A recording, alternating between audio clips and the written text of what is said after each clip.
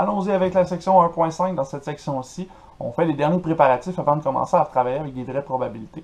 Donc on va se donner quelques termes, un peu de vocabulaire des probabilités pour savoir de quoi on parle quand on est en train de travailler avec ces probabilités-là, justement. Donc on commence avec une première définition de ce qu'on appelle l'expérience aléatoire. Cette expérience-là, elle va revenir tout au long de nos probabilités. C'est ce qu'on utilise le plus souvent pour travailler avec les probabilités, justement.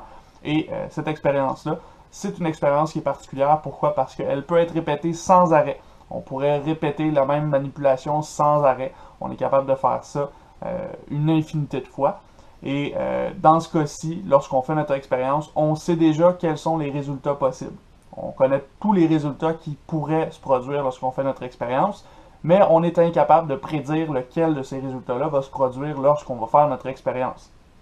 C'est-à-dire que, par exemple, je pourrais lancer une pièce de monnaie, puis à ce moment-là, ben, je sais que la pièce de monnaie a deux possibilités, face ou pile, et je sais que je peux lancer la pièce de monnaie à l'infini, mais à chaque lancer, je ne pourrais pas prédire qu'est-ce qui va arriver. Je ne sais pas si c'est pile qui va sortir, je ne sais pas si c'est face qui va arriver ici, donc on va avoir une expérience qui est aléatoire dans ce sens-là. Justement, on va mettre en mots ce que je viens de dire. Si on lance une pièce de monnaie, on peut le faire à l'infini. On peut répéter à volonté. On connaît aussi les résultats. On a pile. J'ai pas assez de place pour écrire pile ou face. On va écrire P ou F. Pile ou face. Et à chaque lancer, ben, on a un résultat qui provient du hasard. Donc c'est le hasard qui va déterminer sur quelle face on va tomber. Donc, le hasard détermine le résultat. On a ici effectivement une expérience qui est aléatoire parce que on peut la faire à l'infini, on connaît déjà les résultats, mais on n'est pas capable de prédire parce que c'est le hasard qui détermine les résultats à chaque fois qu'on lance une pièce de monnaie. On fait la petite question éclair ici. Assez rapide cette question-là, ça ressemble beaucoup à ce qu'on a fait avant, mais la différence c'est qu'on a des choix différents. Donc dans ce cas-ci, on tire une bille au hasard dans une urne de 4 billes numérotées, et ces billes-là sont numérotées de 1 à 4. Donc chaque bille est différente en soi. Et ici, on se demande en quoi est-ce que ce tirage-là ici, ça constitue une expérience aléatoire. Mais dans ce cas-ci, si vous prenez votre urne, vous pigez une bille, vous la regardez, vous la remettez dans l'urne, vous êtes revenu à l'état initial, donc vous pouvez recommencer sans arrêt cette opération-là. Donc, on peut répéter à volonté encore une fois. Ensuite, on veut regarder c'est quoi le chiffre qu'il y a sur notre bille. Ben, ce chiffre-là, on sait qu'il est de 1 à 4.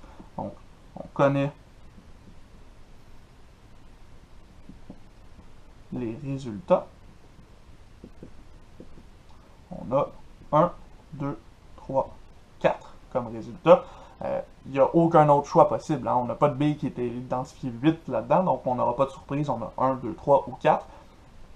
Mais à chaque fois qu'on pige une bille, ben, comme on ne regarde pas c'est quoi la bille qu'on pige, on ne saura pas à quel chiffre elle va être associée. Donc on pourrait dire que c'est aussi le hasard qui détermine notre résultat. Ceci étant dit, avec notre définition de l'expérience aléatoire, on peut maintenant définir ce qu'on appelle un espace échantillonnal. Donc, l'expérience aléatoire a plusieurs résultats possibles. L'ensemble de ces résultats possibles-là, ça se trouve à être l'espace échantillonnal. Donc, c'est l'ensemble de tous les résultats possibles à une expérience qu'on va faire. Dans ce cas-ci, cet espace-là correspond à l'ensemble universel lorsqu'on parlait de la théorie des ensembles. On l'a mentionné rapidement dans une vidéo précédente. Et cet espace-là, on va le noter S majuscule. Pourquoi S? Parce qu'en anglais, espace échantillonnal, c'est le sample space. Sample pour échantillon, donc de là le S majuscule pour cet espace. Pardon. Ensuite de ça, une fois qu'on a défini l'espace échantillonnal, on peut aller chercher une sous-partie de cet espace échantillonnal,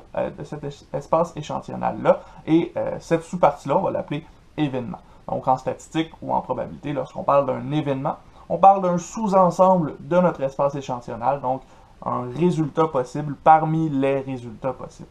Si cet événement-là contient un seul des résultats possibles de l'espace échantillonnal, on va appeler cet événement-là un événement simple, mais si on contient plusieurs résultats possibles de l'espace échantillonnal, on va plutôt parler d'un événement composé. Ici, on va noter ces événements-là avec des lettres majuscules, puis on essaie de faire en sorte que nos lettres soient significatives, juste pour représenter un petit peu notre situation qui nous intéresse. Ceci étant dit, avec cette définition-là des événements et des espaces échantillonnels, on peut se donner une définition un petit peu plus rigoureuse de notre calcul de la probabilité. Donc, en effet, si on se donne un événement A, à ce moment-là, sa probabilité, on peut l'obtenir en travaillant un petit peu avec la formule de la définition classique de la probabilité qu'on avait vue. On a vu dans la section 1.3 que P de A, c'était égal au nombre de cas favorables à A divisé par le nombre de cas possibles. Dans ce cas-ci, avec les nouvelles notations qu'on s'est données, ben, le nombre de cas favorables à A, ça représente le nombre de résultats dans notre sous-ensemble A. Donc, ça représente la taille de notre ensemble A. Et le nombre de cas possibles, ben ça représente toujours la taille de l'espace échantillonnal, donc c'est la taille de l'espace S. Avec ces notations-là, on peut changer ça avec nos notations de cardinal. Donc c'est égal à n de A sur n de S, donc cardinal de A sur le cardinal de S. Regardons la question éclair qui suit ici, juste pour bien structurer ce qu'on vient de voir. Je vous laisse regarder l'exemple 1.4 dans vos notes, c'est très bien expliqué, vous êtes capable de voir ça dans le manuel sans trop de problèmes. Nous, on fait la question éclair pour s'habituer avec ces nouvelles notations-là. Donc, question éclair, on se met en contexte. On a une urne qui contient 5 billes numérotées de 1 à 5 et on va tirer une bille de l'urne au hasard. On va numéroter, on va prendre en note le chiffre qu'il y avait sur la bille par la suite. Dans ce cas-ci, si on a 5 billes numérotées de 1 à 5 et qu'on tire une seule bille, quel est l'ensemble échantillonnal? Quel est l'espace échantillonnal? Dans ce cas-ci, S, ça correspond au résultat possible. Dans ce cas-ci, on a des billes de 1 à 5. Donc, on pourrait avoir la bille numérotée 1, la bille numérotée 2, 3, 4 ou 5. Il n'y a pas d'autre choix. On ne peut pas piger une bille, on ne peut pas tirer une bille qui est numéro 8. Dans ce cas-ci, il n'y a pas de bille numéro 8 dans notre urne.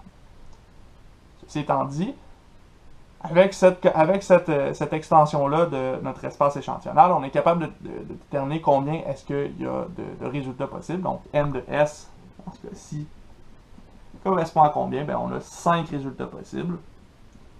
Donc, n de S égale à 5. Et ça veut dire qu'il y a 5 résultats possibles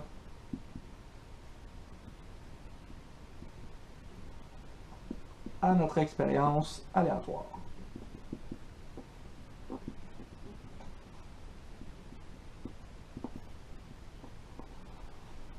Ceci étant dit, on peut se donner un problème un petit peu différent. Cette fois-ci, on va aller chercher les nombres impairs dans les billes, donc les billes qui sont numéro 1, 3 ou 5. Et à ce moment-ci, on va se poser la question, qu'est-ce que vaut n de grand I? Ben, ici, c'est simple. On a 3 choix possibles, 1, 3 ou 5. Donc, la quantité de résultats qui sont dans notre espace ici, dans notre ensemble ici, dans notre événement, ça se trouve à être 3. Et ici, ça veut dire qu'il y a 3 billes avec un numéro impair. Avec ça, on est capable d'aller calculer la probabilité d'obtenir l'événement I. Donc, probabilité que le B qu'on tire soit de numéro impair ici. Cette probabilité-là, comme on l'a vu juste avant, on peut la calculer en allant chercher n de I sur n de S. Ici, n de I, c'était égal à 3. N de S, c'est égal à 5. Donc, on a 3 sur 5 pour la probabilité de I. On pourrait transcrire ça comme étant 60%. C'est pas nécessaire encore, mais on voit que notre probabilité vaut environ 60% pour obtenir un nombre impair lorsqu'on tire une bille parmi les 5 qui sont numérotés de 1 à 5. À ce moment-ci, on pourrait se demander, est-ce que I, c'est un événement qui est simple ou composé? Ben, on s'est dit qu'un événement est simple lorsqu'il y a un seul résultat dans son ensemble et il sera composé lorsqu'il y en a plusieurs. Ici, on a plusieurs événements, on a plusieurs résultats possibles dans notre événement I, donc on a un événement qui est composé. car I contient plus d'un élément.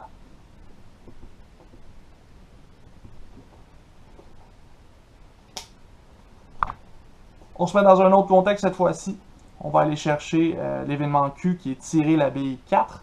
Et à ce moment-ci, on se demande cet événement-là, est-ce que c'est un événement qui est simple ou qui est composé? Ben pour ça ici, on pourrait commencer par écrire Q en extension. Donc Q en extension, ça veut dire qu'on va chercher les résultats qui concordent avec notre événement. Donc tirer la bille 4, c'est un événement qui n'a qu'un seul résultat. Hein? Si je tire 1, 2, 3 ou 5, ça ne fonctionne pas. Le seul résultat possible, c'est de tirer 4. Donc, N de Q est égal à 1.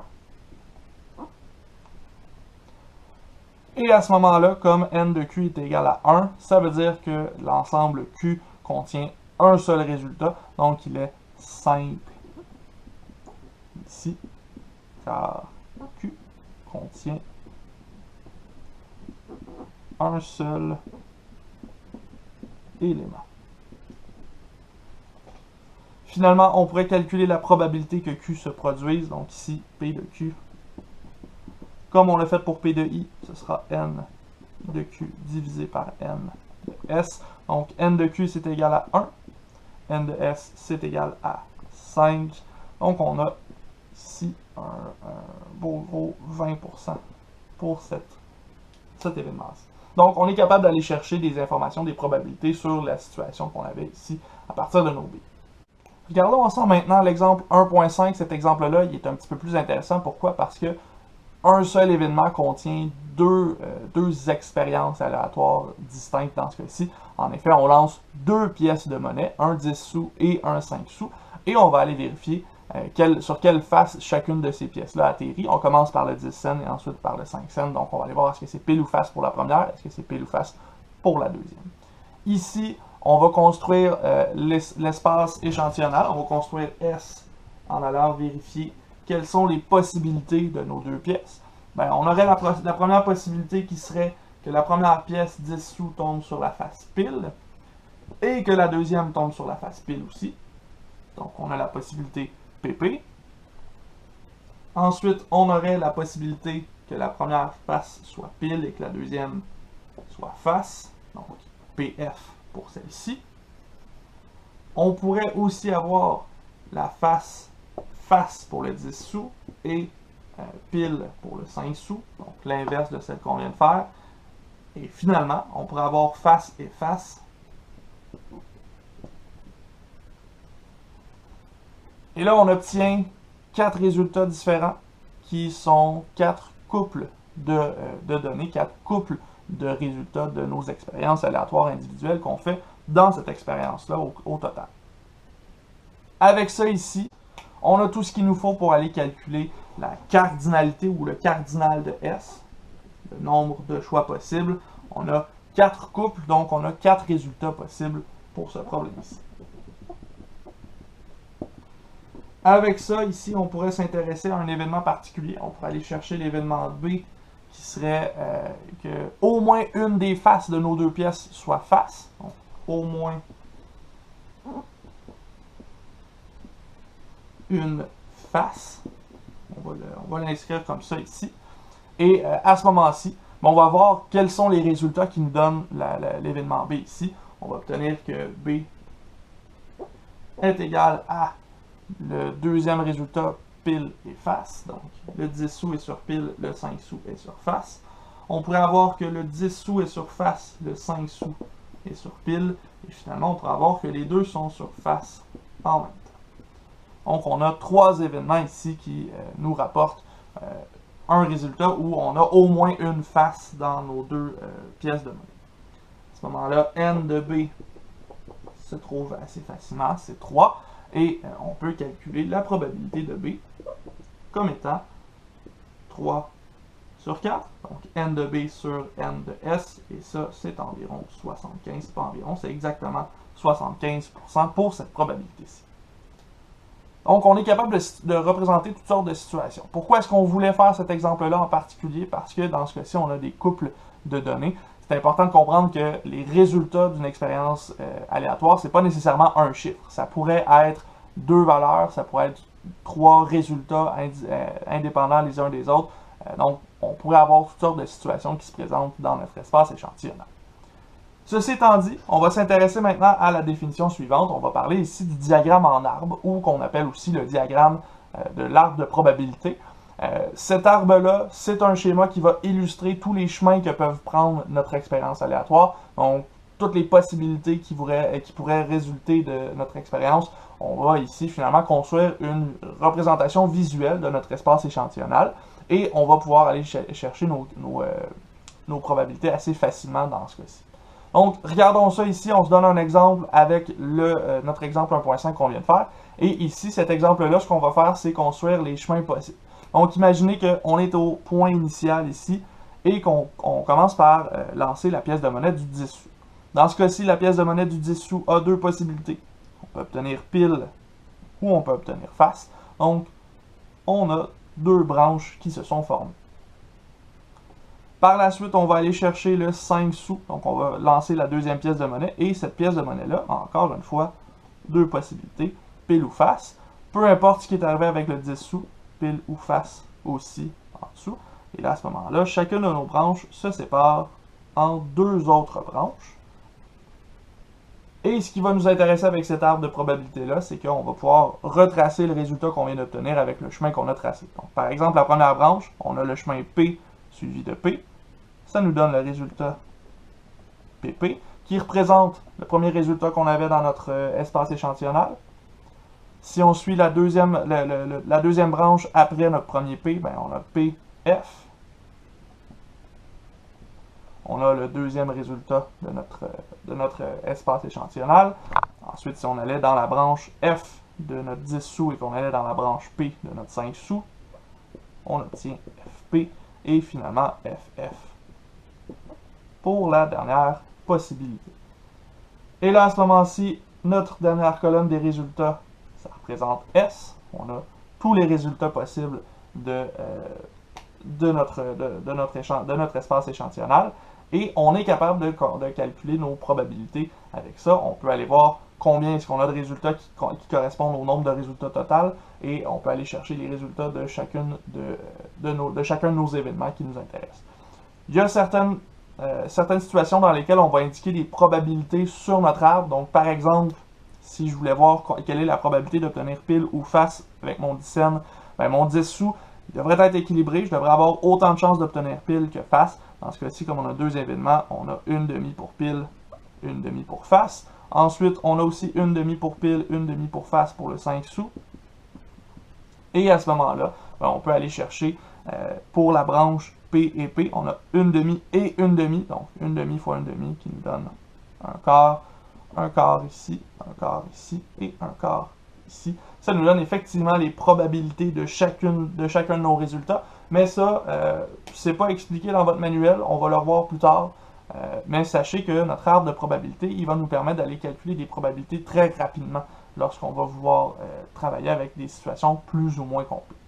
Regardons l'exemple suivant, ou plutôt la question éclair suivante. On va se dresser un diagramme, puis ensuite de ça, on pourra répondre à des questions statistiques ou probabilistes là-dessus.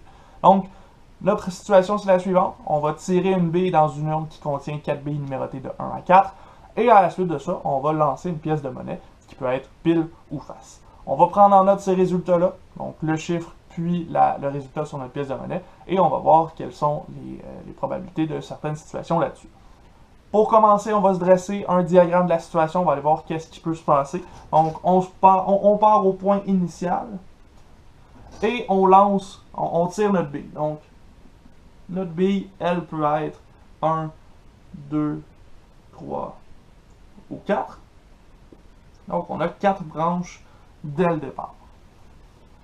Une fois qu'on a tiré notre bille, on lance la pièce de monnaie. Et là, cette pièce de monnaie-là, elle peut être pile ou face, pile ou face, pile ou face, pile ou face. Donc, chacune de nos branches se sépare en deux. Et là, à ce moment-là, on a fait nos deux expériences aléatoires individuelles. Ça nous donne l'expérience au total. on peut aller chercher les résultats possibles de cette expérience ici. Donc, première branche, B est égal à 1, on a la pièce qui est égale à P, donc on a 1 P. Première branche, B est égal à 1, pièce est égale à F, donc on a 1 F. On fait le même procédé pour 2, 3 et 4, donc 2P, 2F, 3P, 3F, 4P et 4F. De cette façon-là, on vient de construire tous les résultats possibles en y allant étape par étape, en construisant chacun de ces résultats-là, un après l'autre. À ce moment-là, une fois qu'on a ça, on peut définir quel est l'ensemble, l'espace échantillonnal. On peut définir en B qu'est-ce qu'est S. Donc, dans ce cas-ci, on le définit en extension. On va y aller avec un P, un F, 2P, 2F, 3P, 3F, je manque de place, 4P, 4F, et là, il y a une accolade au bout. Bon, je n'ai pas assez de place sur mon tableau, je suis désolé, mais vous êtes capable de le retrouver avec ce qui était ici assez facilement. C'est cette colonne-ci qu'on retrouve dans S. Donc, je pourrais l'encadrer pour être bien clair. Avec ça, on peut aller chercher quelle est la quantité de résultats possibles dans S. Ici, on a 1, 2, 3, 4, 5, 6, 7, 8. Donc, n de S est égal à 8. Il y a donc 8 résultats possibles. Oh boy. C'est d'écrire un petit peu mieux. 8 résultats possibles. Ensuite, en D, on se demande, on se donne un événement, en fait, l'événement I, qui est obtenir un nombre impair, puis obtenir pile. Et ici, on cherche à définir en extension cet ensemble-là. On cherche à définir I selon les résultats possibles. Ces résultats-là, on veut avoir un nombre impair, donc c'est sûr qu'on va être dans le 1 ou dans le 3. Et ensuite, on veut obtenir pile, donc ce sera 1 et P, 3 et P. Donc on va avoir 1 P et 3 P.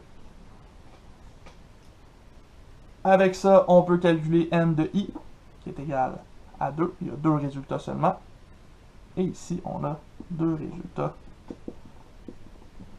possibles pour I.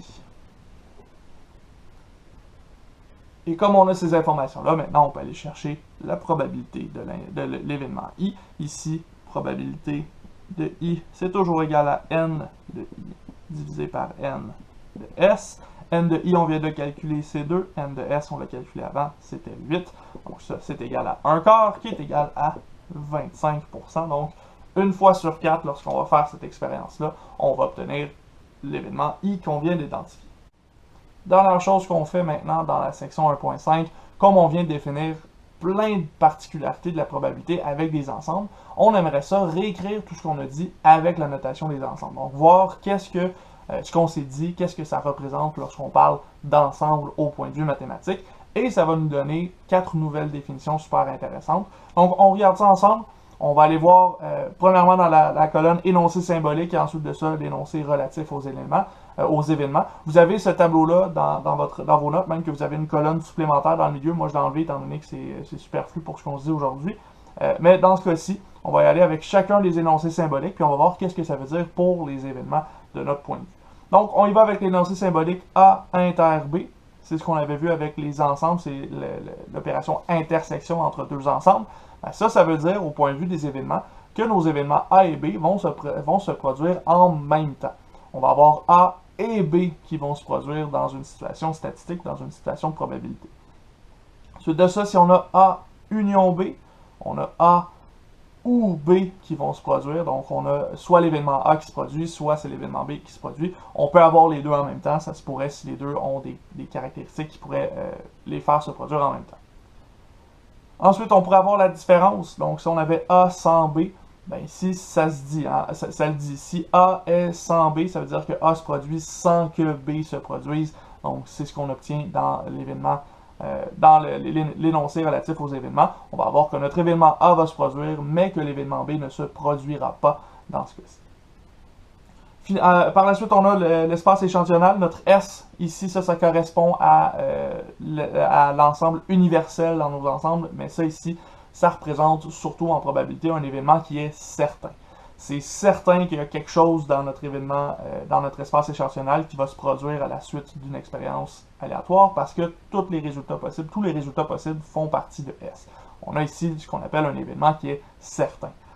On a une petite définition qui s'ajoute à l'événement certain dans ce cas-ci. On va dire que c'est un événement dont la probabilité est de 1. Pensez-y, probabilité de 1, si on transfère ça en pourcentage, ça nous donne 100%. Donc, il y a 100% des chances que cet événement-là se produise. C'est certain qu'il va se produire. C'est donc un événement qui est certain. L'ensemble, l'espace échantillonnal, ça représente un événement qui est certain justement parce qu'on a toutes les réponses possibles dans cet espace-là. Si on va maintenant au complément d'un espace, au complément d'un ensemble plutôt, et donc A' par exemple, ben ça ici, ce que ça veut dire au point de vue des événements, c'est que l'ensemble A ne s'est pas produit, donc l'événement A ne s'est pas produit, ce qui veut dire que l'événement A', c'est l'événement contraire de A. La définition de l'événement contraire n'est pas beaucoup plus complexe que ça, c'est tout simplement un événement qui représente le fait que notre autre événement ne s'est pas produit. Donc si on a A' qui se produit, ça veut dire automatiquement que A ne s'est pas produit, parce que sinon A' ne peut pas se produire. C'est le complément ici, c'est la notation de l'inverse finalement de notre événement A. On poursuit avec l'ensemble vide. L'ensemble vide ici, au point de vue des événements de probabilité, c'est un événement qui est impossible. Si on a l'ensemble vide, ça veut dire que les résultats qu'on obtient, c'est aucun de ceux qui sont dans notre espace échantillonnal, donc ça ne peut pas se produire. Donc on a un événement qui est impossible. C'est ce qu'on définit ici dans l'événement impossible. C'est un événement dont notre probabilité est de 0, ce qui veut dire qu'il n'y a aucun résultat dans l'ensemble qui nous intéresse. Si vous trouvez que la probabilité de l'ensemble A est égale à 0, ça veut dire que votre ensemble A, c'est l'ensemble vide du point de vue des probabilités. Finalement, dernière petite notion, lorsqu'on parlait des ensembles disjoints, hein, A inter B est égal à l'ensemble vide, ça veut dire que A et B ne partagent rien. Donc on a des ensembles qui sont disjoints. Du point de vue des événements, on va dire que A et B sont incompatibles. Si A et B n'ont rien en commun, ils ne vont jamais se produire en même temps. On va avoir ici une définition des événements incompatibles. On va dire que des événements ne peuvent pas se produire en même temps lorsqu'ils sont incompatibles. Supposons par exemple que vous voulez regarder à droite et à gauche en même temps. C'est pas vraiment possible, à moins que vous soyez un gecko. Vous n'êtes pas capable de regarder dans deux directions opposées en même temps. On a ici deux événements qui sont incompatibles. Ceci étant dit, ça fait le tour de la section 1.5. On a vu tout ce qui nous intéressait pour le vocabulaire des probabilités. Ça veut dire qu'on est prêt à commencer certaines opérations sur nos probabilités. Donc on va voir dans une prochaine vidéo la section 1.6 où on va commencer avec le principe d'addition au point de vue des probabilités.